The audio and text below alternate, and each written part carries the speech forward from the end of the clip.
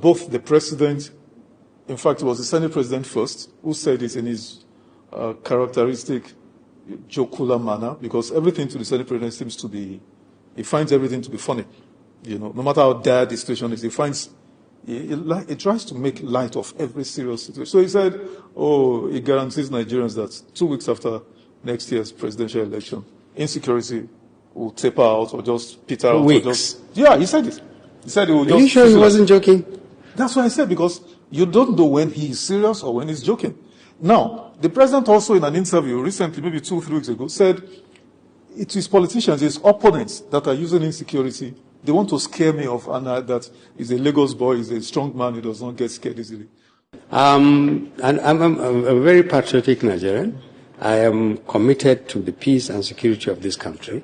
I am law-abiding, and I really, really detest, I hate our circumstances. I grew up in a country, I'm 72 now, I grew up in a great country that made every challenge and solved and dealt with it.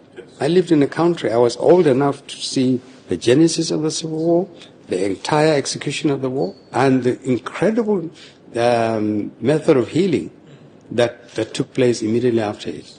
I saw a great country with a great promise, and I saw waste and abuse and decline that I would have sworn 20 years ago was impossible.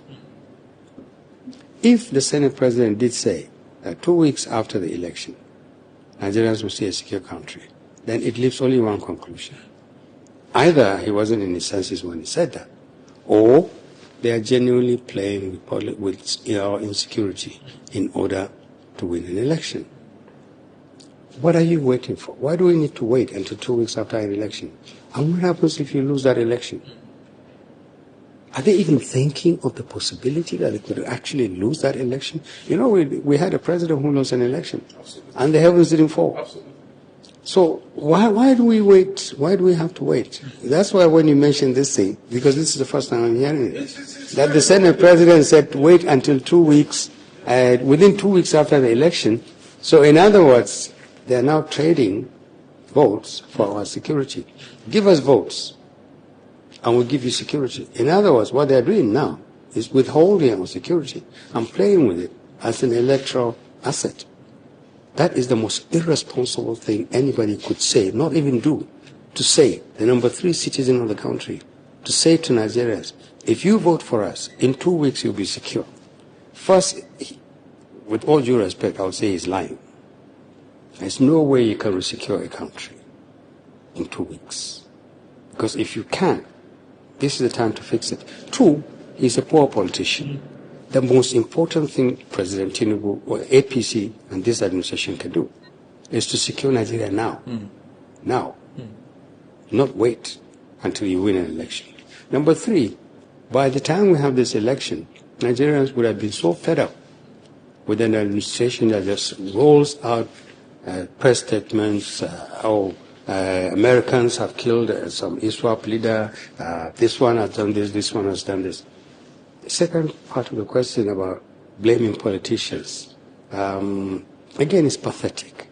This is the President of the Federal Republic of Nigeria with the entire array of access to information.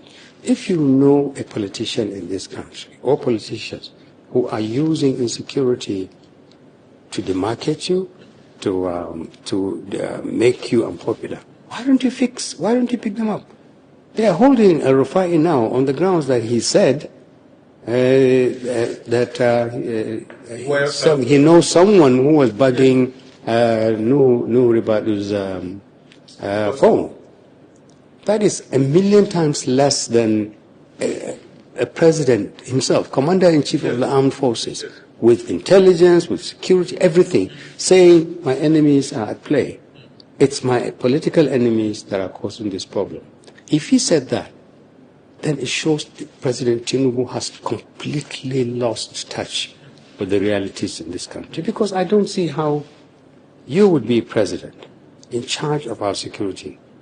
You swore on the 29th of May 2023 that you protect Nigerians. You have failed to do that. And now you're saying, it was my enemies that have done that. In what way? if he's talking about criticisms, then I'm sorry for him. Nigerians will criticize him because that's his job to secure us. If he's saying that to find excuses, then I'm sorry, that is the lamest excuse you can find. If he's saying that because he has evidence, then it is irresponsible of the president not to move against those people.